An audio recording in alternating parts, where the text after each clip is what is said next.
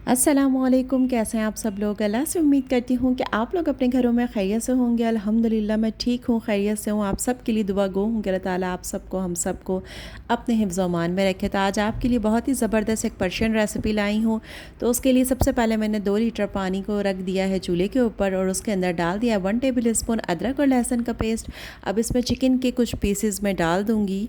तो तकरीबन 1.25 किलो के करीब चिकन है, बड़े बड़े पीसेस लिए हैं। स्किन वाला चिकन लिया है, आप स्किन लेस भी ले सकते हैं।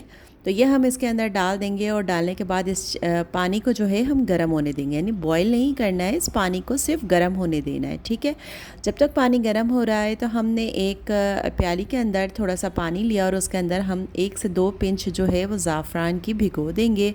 अगर आपके पास ये नहीं है तो आप ऑरेंज फूड कलर भी डाल के ऐसे साइड में रख सकते हैं। ठीक है, अब आ जाते हैं चिकन को चेक कर लेते हैं। तो ये स्टेज है, देखें बॉईल नहीं हुआ है, बॉईल होने के करीब यानी बिल्कुल है, यानी बॉईल होने से पहले की स्टेज है।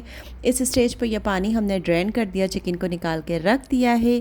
एक तवे के ऊपर मैंने 1 टेबल स्पून के करीब बटर डाल दिया है। बटर को हम मेल्ट कर लेंगे और उसके बाद चिकन के जो पीसेस हमने निकाल के रखे थे वो सारे हम इसके ऊपर इस तरीके से फैला देंगे। ठीक है, मीडियम फ्लेम के ऊपर हमने चिकन की एक साइड को अच्छे से फ्राई कर लेना, यानी अच्छा सा एक ज़बरदस्त सा एक कलर आ जाएगा। तो इस तरीके से हम कर लेंगे। तकरीबन 3 से 4 मिनट के अंदर ये इस तरह से हो जाएगा। उसके बाद साइड चेंज करेंगे, दूसरे साइड से भी ऐसे करके इसको निकालेंगे चिकन को और साइड पर रख देंगे। जनाब चिकन हो गया। अब आ जाते हैं इसका मसाला रेडी कर लेते हैं। तो तकरीबन 1 से 2 मीडियम साइज़ के मैंने प्याज लिए, इसको मैनुअल चॉपर में डाल लिया है।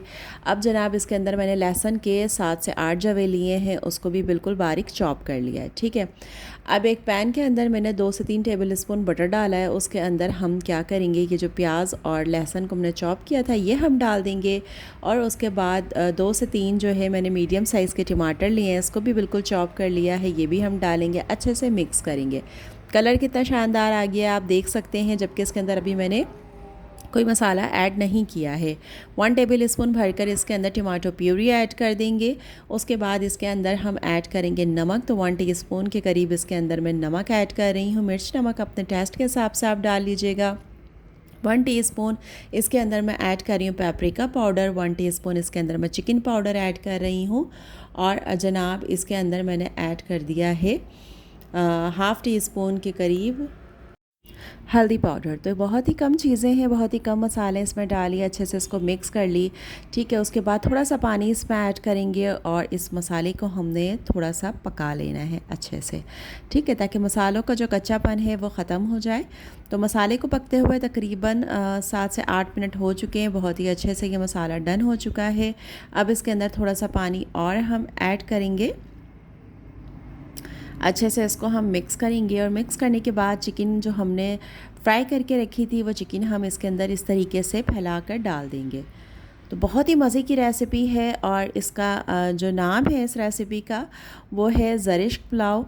तो बहुत ही मज़े की बनती है ज़रिश्क पुलाव विद चिकन, बहुत ही यमी बनती है और बहुत ही डिलीशियस होती है। ये मेरी एक पर्शियन फ्रेंड थी, उससे मैंने सीखी थी, तो मैंने कहा आप लोगों के साथ मैं इसे शेयर करूं।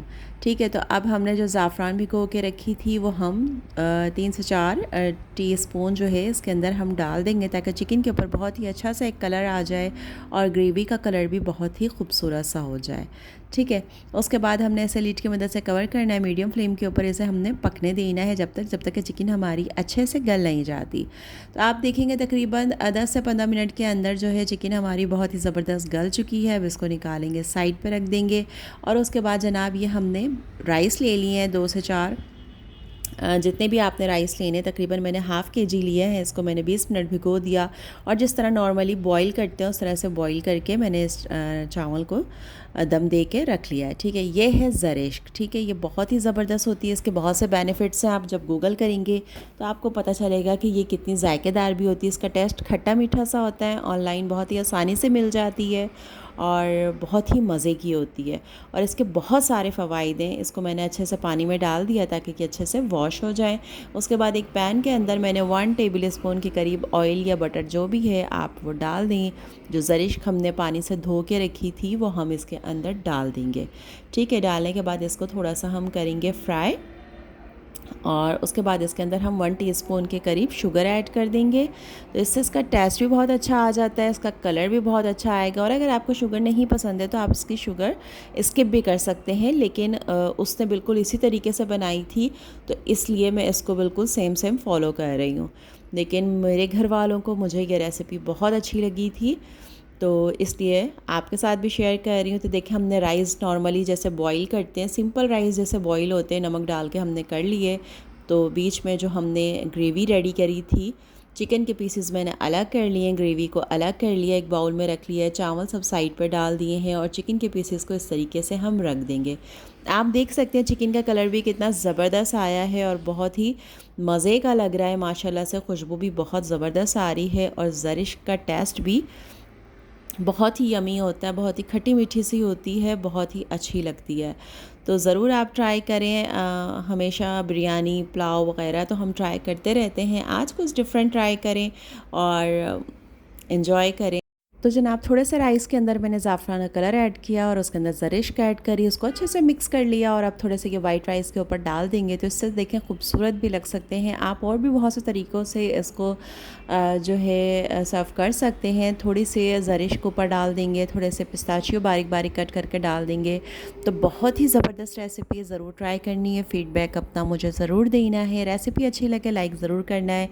अपना ख्याल रखना है। अल्लाह हाफ़िज़।